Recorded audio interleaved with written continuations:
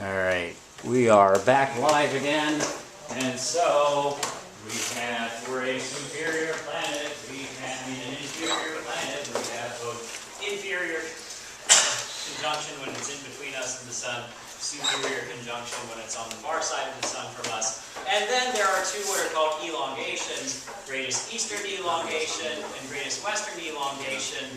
And it's called an elongation because it's as far elongated from the sun in the sky, if you will, as possible when it's at an elongation. So in other words, if I follow the planet around and I look at the angle between the sun and the planet, which is the angle from the line of the sun and my meter stick here, that maxes out when the line to the planet's orbit is essentially tangent to it. And so that's what the greatest elongation represents, is when, if you were at the planet's point of view, there'd be a 90-degree angle between the sun and the earth in the sky, from the planet's point of view at the elongations. And that's, I think, that for elongations and all those other configurations. Yes? So, superior planets can't be at an inferior conjunction? No, they can't, because by definition they're further from the sun than we are, so there's no way for them to be in between us and the sun. Mars can never pass in front or close to Mars can never pass between us and the sun because its orbit is bigger than us. Right. And so as a result of that, only inferior planets can have inferior conjunction. Okay. Yeah. So I have written down that at opposition, superior planets are actually closer to the sun. No, that's when they're, so banish that from your brain, erase that, it is gone, yes, because the significance of opposition is, if the orbits were perfectly circular, that they're elliptical slightly changes this, but at opposition is essentially when the planet is at its closest to Earth. Oh, right? See, it's when it's closest to Earth at opposition. Not quite because the orbits aren't perfectly circular, but pretty darn close. Okay. Yeah, and if they were perfectly circular, opposition. And it is true that it's near the time of opposition when the planet is at its closest point to Earth. Yes? Were the lunar Maria made from the heavy bombardments and the kinetic energy of the heavy bombardment turning into thermal energy, or was it? Yeah, that's part. So there's grains of truth in that, but let's fix it up. Okay. So, right. One thing I'll mention, by the way, is can Venus come to opposition? No, it cannot, because opposition happens when Earth is between the planet and the sun. Venus can never have that happen. So only superior planets can come to opposition. Only inferior planets can come to inferior conjunction. Yes. So they're kind of opposites. In a sense, yeah, right. Because with opposition, it's Earth that's the one in between, and with inferior conjunction, it's the other planet that's the one in between. And western elongation is seen before sunrise? Yes, at a western elongation, you see it before sunrise because it's west of the sun in the sky. Right. And so therefore, here's the sun rising in the east, the planet is west of it, so it's visible at sunrise. And eastern elongation is visible at sunset. So right now, Venus is very prominent in our evening sky, and I believe it's in June that it comes to greatest eastern elongation. We're seeing it in the evening because it's approaching eastern elongation. Greatest eastern elongation. Heavy bombardment, lunar Maria, all that kind of goodness. So that's going to be chapter 9 goodness, I think. Planetary geology. Alright. So the Maria were created, we think, at the end, or we're confident, at the end of the heavy bombardment. Because if they had been created in the middle of the heavy bombardment, then bombardment would have continued to put craters on them. But they have hardly any craters on them, so we know that either would have happened after the heavy bombardment ended or right near the end of it. And radiometric dating suggests right near the end of the heavy bombardment, because we've got samples from back to the Apollo astronauts. And the slide, shall we? Yeah. So, did I not put slide there? That could happen.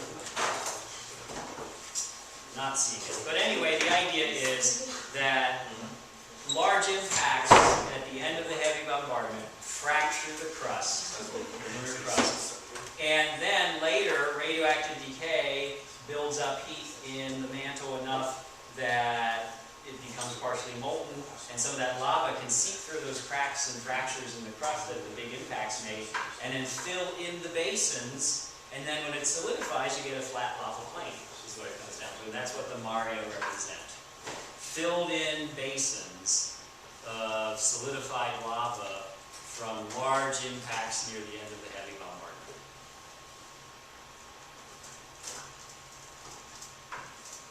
Yes? So I remember like the carbon dioxide cycle, like, you know, going into rocks and out of rocks and all that stuff. Yeah. But I was wondering if you could just like really quick, those are the cliff notes for you. Yeah. If you could just remind me of like the overarching point of that. So the overarching point of the carbon dioxide cycle is that on Earth, it's our friend in that it keeps CO2 that is emitted by volcanoes to building up to great amounts in the atmosphere. So Venus, because it lacks water, does not have a carbon dioxide cycle. So all the CO2 that Venus's volcanoes have pumped into it over billions of years has stayed in the atmosphere. After it lost its water, it stayed in the atmosphere.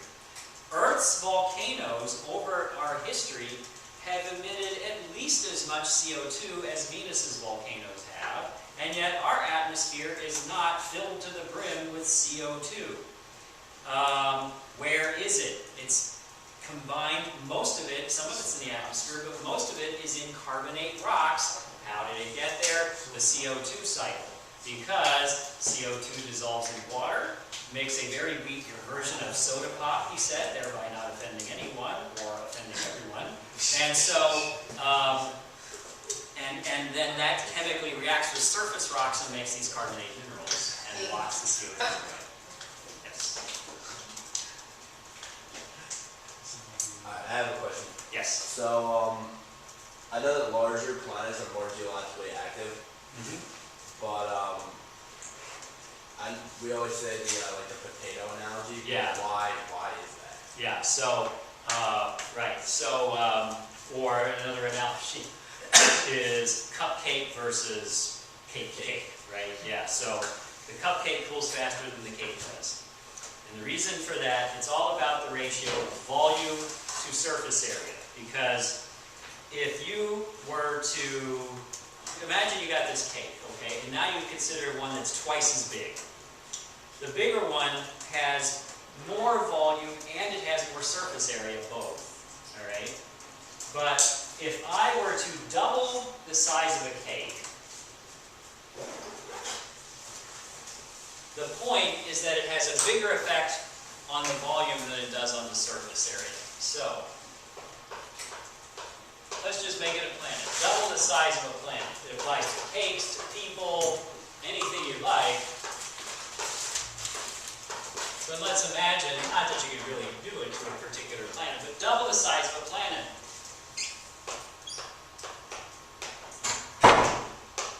Its volume, treating it as a sphere, is 4/3 pi times its radius cubed, because that's the formula for the volume of a sphere. Do we need to know that? No, you don't. Really, the only important thing is that it goes like the cube, because it is volume, and volume is cubic meters. So the only really important thing is that it has an r cubed in it, is what it comes down to. That if you cube the idea then is whatever you do to the radius, you cube it to see what you did to the volume. So in other words, if r goes up by a factor of 2, v goes up by a factor of 2 cubed, or in other words, 8. A planet that is twice as big in radius has about 8 times as much volume as a result of that, because the volume goes like the radius cubed. The volume of the planet is where it's storing its heat. So the amount of heat in the planet would also go up by a factor of 8 if you were to double the size of the planet.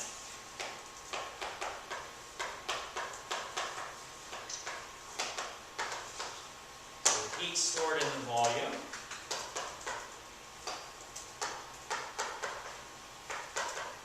so the heat content also is 8 times bigger than before.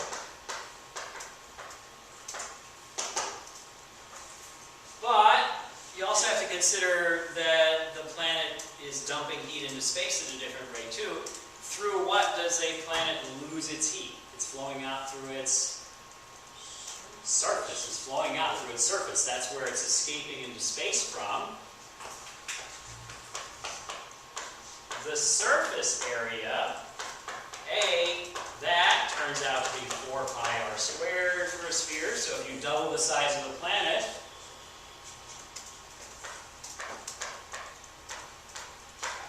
that's going to go up by a factor of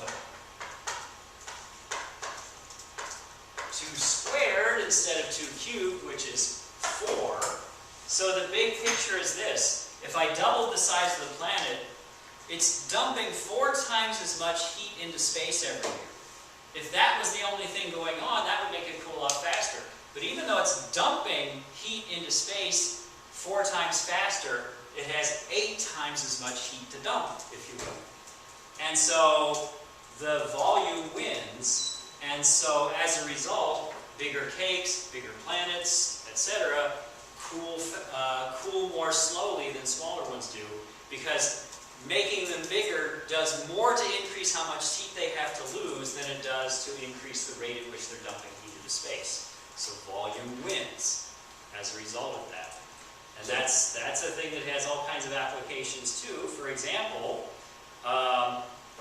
small critters like mice have to eat much more in comparison to their weight than large creatures do.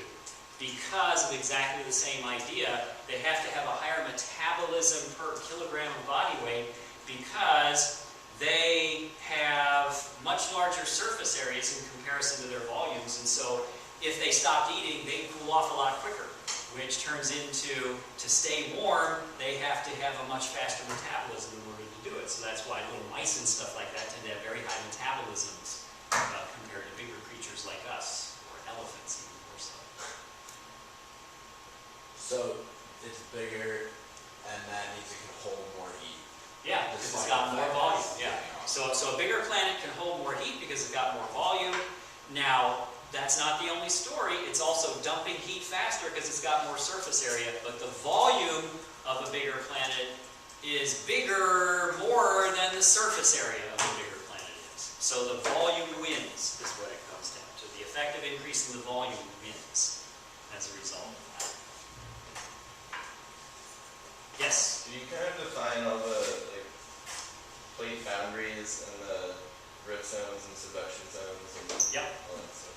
So, you're talking about the different kinds of plate boundaries. Yeah, basically, right? convergent. Yeah, convergent versus divergent versus all that kind of good stuff. Yep. So, yeah, by the way, there's a slide in chapter 9 that goes over the stuff we just talked about, namely this one right here. If you want to look at it slower at some point. But anyway, plate boundary goodness. Let me find the slide that shows that. That's a nice summary of everything. So, 3 major types, namely, and actually they kind of make sense really if you think about it. There's 3 basic things that plates can do if they're where they interface with one another. They can move towards each other, they can move away from each other, or they can slide past each other. That's really what it comes down to. They can either be moving apart from one another, moving into one another, or sliding past one another.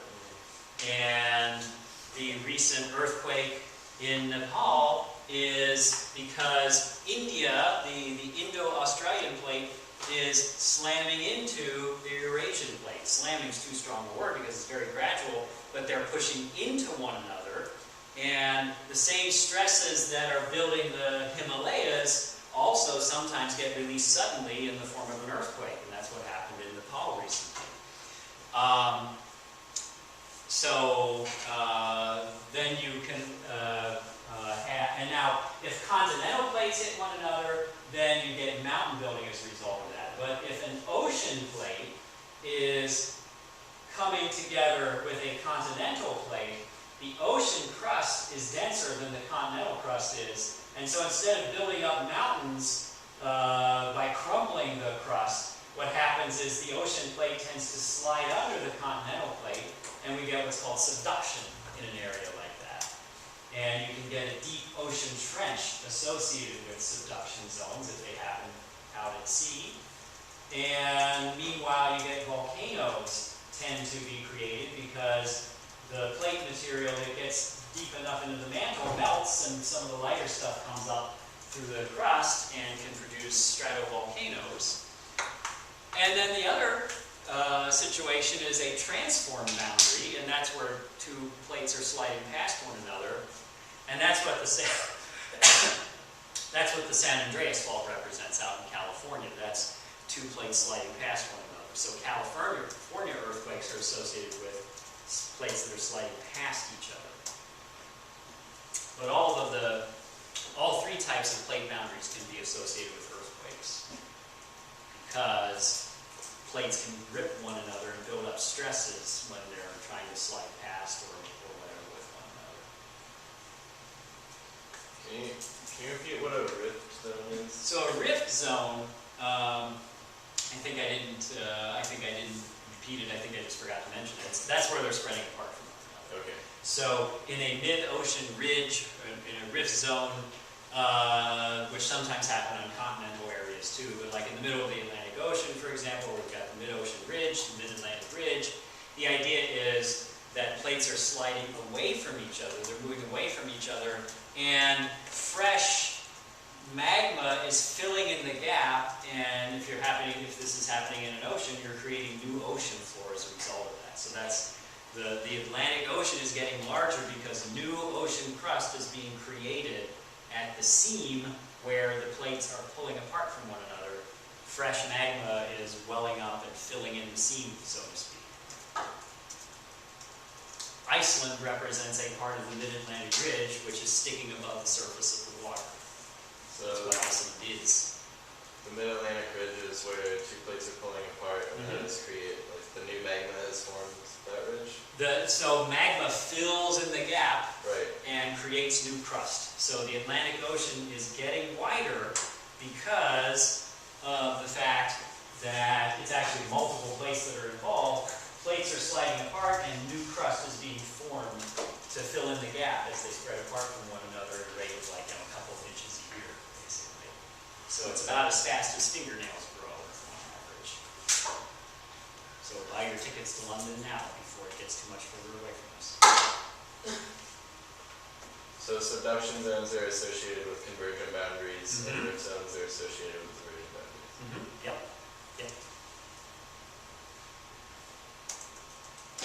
Yes. Question is not related, so. Okay, so any further about that? All right, question not related, yes. You thought about the position of notes a lot, it was just like first half of the semester, so Mhm. can you go over that? So it has faded away Yeah, type of it's- thing. It needs, yeah. It's like when you ride a bike, right? Just get back on the bike and you eventually figure it out again. Precession of the nodes. The idea is, so first of all, the nodes are important because of the fact that they represent the intersection between Earth's orbit around the sun, the plane of the ecliptic plane, and the moon's orbit around the Earth. And if there was not about a 5-degree angle between them, like there is, if they were lined up with one another, then we get an eclipse at every new moon of the sun, and an eclipse of the moon at every full moon. Because you always, every month, get the alignment that you need in order for the moon to block the Earth or the Earth to block the because those two planes are tilted, because the moon's orbit is tilted with respect to the Earth's orbit, then usually when the moon is new, its shadow misses the Earth, and when the moon is full, Earth's shadow misses the moon, because the alignment isn't perfect enough in order to get eclipses. The only time the alignment is good enough is when you have a new moon or a full moon, and at the same time, the moon is near the line of nodes, namely the line of intersection between the Earth's orbit around the sun and the moon's orbit around the Earth. So when the line of nodes is pointing towards the sun, you can get an eclipse at new moon and at full moon.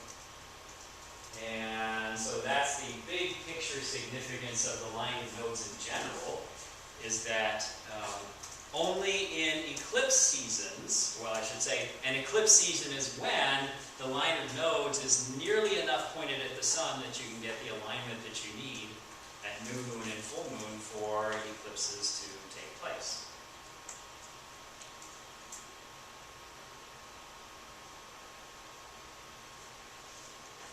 And then the precession part of it comes in where if the line of nodes always stayed in the same location, sorry, I should say, if it always pointed in the same direction, then eclipse seasons would always be exactly 6 months apart, halfway around the sun from each other.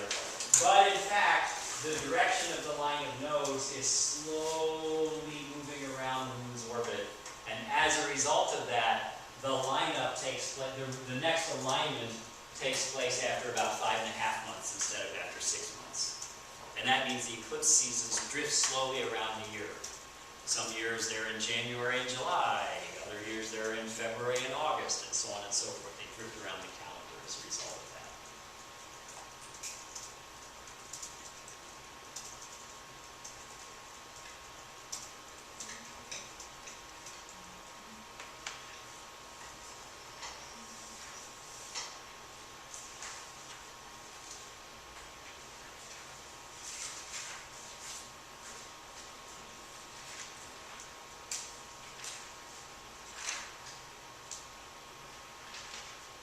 Can you play Newton's second law? I have it Newton's second- down, but yeah, it's okay, letters so- I don't have with me. Right, so Newton's second law is the one that says that the acceleration that a force produces is the force divided by the mass. And the overall acceleration of a body, get this erased. The overall acceleration of a body depends on the net force on it. You have to add all the forces together, and if there's a total net force, if they don't just end up canceling one another out, then the body will change its motion. It will change its velocity. It will accelerate. So the acceleration is the net force, what you get by adding all the forces on it together, and if they're pointing in opposite directions, they tend to cancel one another, divided by the mass of the body. That is Newton's second law, right there. I just remember what the letters stood for. Yeah. I love them because at the time it made sense. Right, yep. Acceleration, force, mass. Particles are Catholic, right? This is mass. No one's ever thought of that. Yeah, right. A smattering of applause. Would you want to golf clap instead? No. I can clap with one hand. Ooh, watch out. I can play castanets with my hands. Oh my god.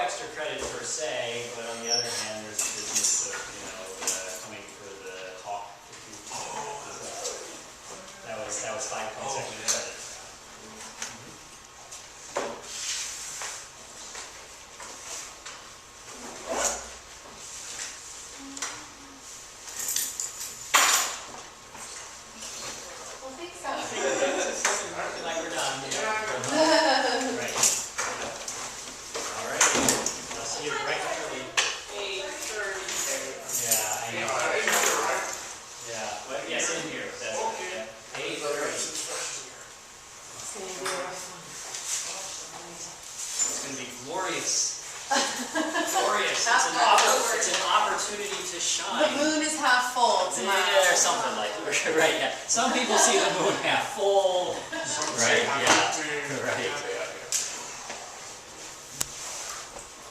See you tomorrow. see you tomorrow.